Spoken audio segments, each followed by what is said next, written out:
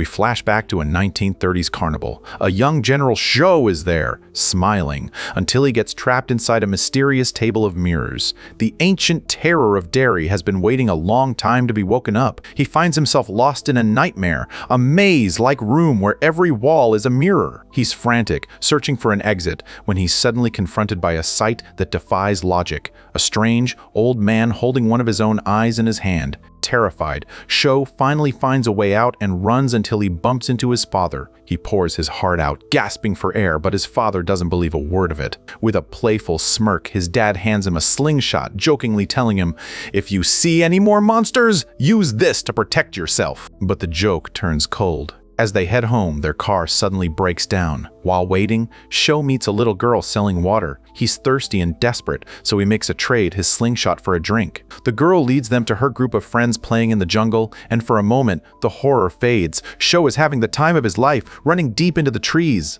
A girl named Rose tries to keep up, but she suddenly freezes. "Don't go any further," she warns. "There's a deep forest ahead. We don't go there." Before Show can even ask why, the answer reveals itself. The one-eyed man from the carnival is there. Right before their eyes, his legs stretch and grow, transforming him into a towering, terrifying monster. There's no time to think. They run. The creature almost catches Rose, but she saves them both by hurling a stone at the beast. They narrowly escape, and the memory fades as we jump to the present day. We meet Lily. She's trapped in a psychiatric hospital, miserable and surrounded by the haunting voices of other patients. Meanwhile, Ronnie's father is in a dark interrogation room. The police are trying to break him, claiming witnesses have signed papers saying he's a murderer. But he stands his ground. How can he confess to a crime he didn't commit? Over at the military base, General Show is frustrated. They found a car full of skeletons, but it's not the ancient power he's hunting for. He needs that energy. His advisor, Dick Harmon, suggests they investigate the exact spot where the power is strongest. The general agrees, providing a helicopter. As Dick flies over the site with Leroy and Rosso, he's holding that very same slingshot from the 1930s.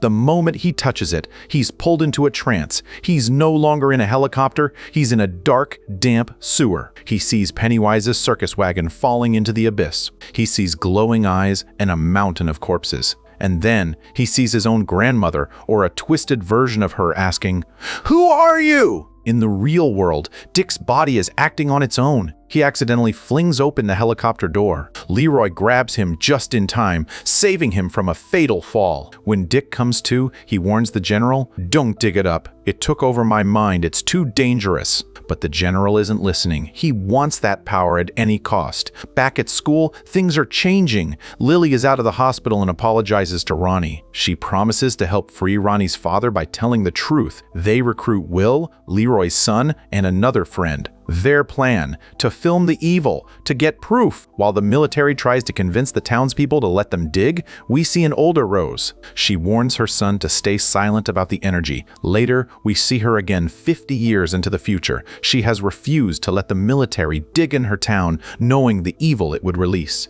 But Will lies to her, claiming she's just signing papers for Penny's pipes. Meanwhile, Dick visits Leroy for lunch and drops a bombshell. He has a third eye. He can see the spirits and entities that others refuse to believe in. The four children decide to take matters into their own hands. They go to a graveyard at night, lighting candles and reciting holy verses to summon the evil. At first, Ronnie thinks it's a joke, but as she tries to leave with Lily, the air turns cold. Negative energy floods their minds. A portal opens. The harder they pedal their bikes to get away, the further they are pulled in. Inside the portal, they see their three dead friends. The ground begins to crack. In the chaos, Lily stays brave and snaps photos of everything. Will gets separated and finds himself drawn to an old building. Inside, he sees a pale, terrifying hand and takes a photo before reuniting with his terrified friends.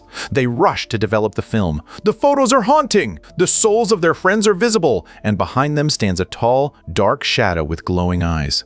They take this evidence to the police, but the officers just laugh. "It's just a statue with lights in its eyes," they say. Heartbroken and ignored, the kids go home. Will is so depressed that his mother lets him skip school. Leroy takes him on a picnic to cheer him up, but their car breaks down by a lake. While Leroy works on the engine, something lures Will to the water. He sees an entity that looks like his father but with no eyes. It tries to pull him under. Leroy saves him but notices deep claw marks on Will's hand. Nearby, a single red balloon floats on the water. The evil is real. Back at school, Marge, Lily's old friend, is being pressured by bullies to target Lily again. But suddenly, Marge's body contorts. She's being possessed. Her glasses fall, her eyes bulge, and she screams in agony. She runs into a room and tries to stab her own eye with a knife. Lily tries to stop her, but when the other students arrive, they see Lily holding Marge down. They think Lily is the killer. General Show takes Lily to a room where Dick is undergoing psychic experiments. Using his third eye, Dick looks into the memories of a boy to see the monster's origin.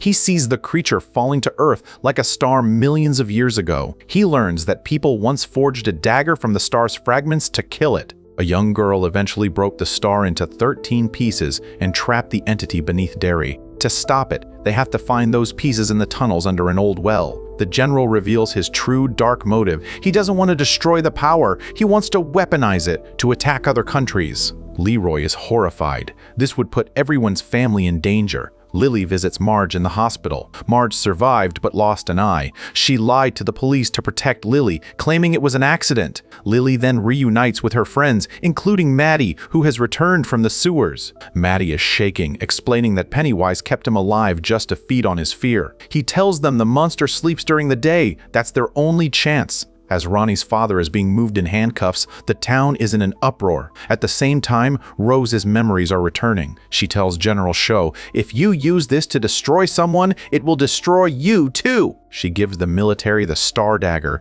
though only her son can truly wield it. The children and the army enter the tunnel separately. Pennywise begins to play with their minds, manifesting their deepest fears to separate them. Soldiers see yellow-eyed creatures and fire wildly. Dick sees visions of his childhood. Leroy sees a vision of his wife, but he's strong enough to know it's a trick. He shoots the shadow, and the vision vanishes. But then, the children find something that breaks their hearts. They find Maddie's body in the water, half-eaten. The Maddie they had been talking to was Pennywise in disguise. The clown reveals his true, hideous form and pounces. Lily falls behind as the others run. In the dark, Leroy sees a figure. Thinking it's another hallucination, he fires, but he shot his own son, Will. A companion dives in to save the boy, dying in the process, and tells Leroy with his last breath, "Don't let go of the creature!" Pennywise corners. Lily, shifting into the form of her father with a distorted, monstrous face and thousands of teeth, but just as he's about to strike, he flinches. The Star Dagger is glowing underwater. Lily grabs it, and the monster vanishes in fear. In the aftermath, Leroy is broken. He's leaving the mission to save what's left of his family. Dick, exhausted and haunted, escapes the jungle only to see the spirit of Leroy's dead partner. He finds a box his grandparents gave him. The energy they tried to lock away is now wide open. We see a final flashback to 1935. A nurse leads a little girl to a secret spot, telling her to chase the red balloon. As the girl follows it, Pennywise appears. Back in the present, Lily shows her friends the dagger. "We have to go back and finish this," she says. But the group is fractured. Ronnie is too scared, and they begin to fight. Lily, feeling isolated, goes to her mother's old house. There, she finds old photos and a devastating truth. Her mother used to lure children to the graveyard for Pennywise. When Lily confronts her, her mother cries, "My dad was a circus clown named Pennywise. I loved him. He disappeared backstage one day and never came back. I thought if I brought him children, he would finally stay with me." When a woman, driven by a desperate love for her father, believed he had returned from prison to take the children. Every day, she would lead a child to a secret spot to meet him, only for that child to vanish forever. She thought she was reuniting families, but in the shadows, she'd catch a glimpse of Pennywise. She had no idea that this wasn't her father at all, but an evil creature feeding on her devotion. Even now, she feels no regret, trapped in the web of her own affection. When Lily learns this horrifying truth, she is consumed by terror and rage. She screams, hopping on her bicycle and racing away from the house. Meanwhile, the town of Derry is on edge. People are convinced that Ronnie's father is the one kidnapping and killing the children, and the news of his prison escape has turned panic into a hunt. To stop a riot, the police decide they must capture him. A crowd gathers, surrounding the Black Spot building, everyone clutching first aid kits, prepared for the worst. But to understand this evil, we have to look back to 1908. Back then, Pennywise was a star at the Bob Gray Circus. Children loved him. One night, after a show, Pennywise met a strange child with a twisted face who asked, "Will you help me find my parents?" Pennywise agreed and followed the boy into the dark woods. He never came back. The police only found his blood-soaked clothes and assumed wolves had eaten him, but the truth was far more sinister. Back in the present, the tension at the Black Spot reaches a breaking point. Dick tries to stop Ronnie's father from leaving, knowing the mob will kill him. But when the father steps outside, the crowd's fury explodes. They set the building on fire. Inside the roaring flames, Dick, using his third eye, sees the true evil. He realizes the creature has been growing stronger by drinking in their fear. His vision opens up, and he sees spirits and monsters everywhere, leaving him paralyzed with fright. The main characters barely manage to escape the inferno, but Marge and Rich are still trapped inside. In a final, beautiful act of sacrifice, Rich hides Marge inside a box and lays his own body over it to shield her from the fire. He gives his life so she can live. Outside, the horror continues. Lily's mother, dressed in her old, pre-Winkle circus costume, wanders the streets. She sees Pennywise attack and murder a young girl, and she watches silently. In that moment, the veil drops. She realizes the Pennywise she loved wasn't a man, but a demon that had been playing with her mind to get to the children. Pennywise realizes she knows the truth and sheds his human disguise, showing his true, terrifying form. Lily's mother survives the encounter, but the shock breaks her mind, leaving her insane. As the smoke clears, Marge crawls out of the ruins of the Black Spot, alive but deeply traumatized by the loss of Rich.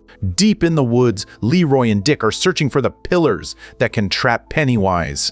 Dick is being bombarded by terrifying visions, but a spirit of a girl guides him. They dig and find a stone encased in a turtle shell, a pillar made of the same mystical material as a dagger given to them by a woman named Rose. General Shit tells them to pull it out. Leroy hesitates, fearing it will endanger the whole city, but won't listen. They pull the stone, and it's like opening a gate. Pennywise activates instantly. He heads straight for a boy named Will. A blinding light engulfs Will, his eyes turning stark white. The demon has taken control of him! To announce his reign, Pennywise covers all of Derry in a thick, supernatural smoke. At the base, they try to destroy the stone by burning it, but this only releases Pennywise's full power. The smoke snakes toward the high school. Using the intercom in the principal's voice, Pennywise tells the students to gather the younger kids in the gym. Over 100 children walk into the trap. The spotlight hits the principal, but he's just a corpse being moved like a puppet. Pennywise casts a spell, and the children begin to float, spinning in the air, drawn toward his circus wagon. Lily and her friends see the smoke and the missing person posters for Will. They realize the danger and find a man, a friend of Pennywise, leading children away while playing a tuba. They steal a truck and give chase.